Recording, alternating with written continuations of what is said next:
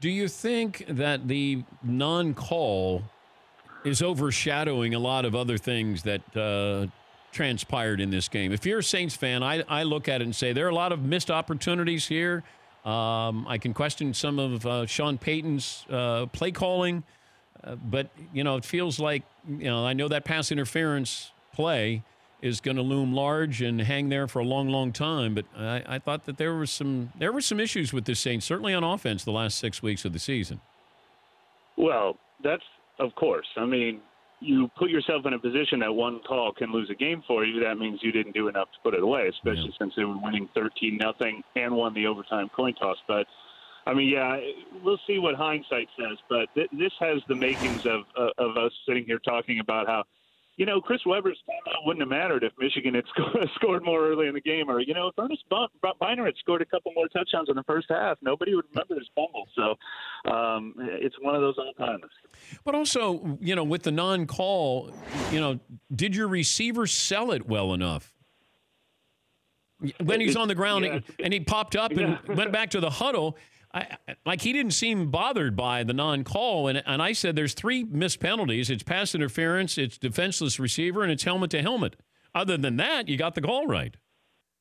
Yeah, well, it's funny because, maybe in hindsight he should have tried to sell it more, but that one felt obviously like one that didn't need any selling. I mean, I know everybody up in the press box was looking for, now, which guy throws the flag in this situation? Even Nickel Coleman was like, yeah, I knew it. I mean, he basically admitted it was an intentional foul because the guy was left uncovered. He's like, well, I figured knocking him over was better than giving up the touchdown. And when I got up, I was looking for the flag, and he was as shocked as anyone that he didn't get one.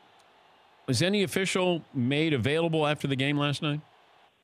Yeah, the head referee was the only one who talked after the game to the media as a pool report, and he said he had not had a chance to review it. He wasn't the one who made the call, which was unfortunate, obviously. So no detailed explanation came from the crew itself. And then obviously the head of NFL officials is the one who, Al Rivera, is the one who called Sean Payton.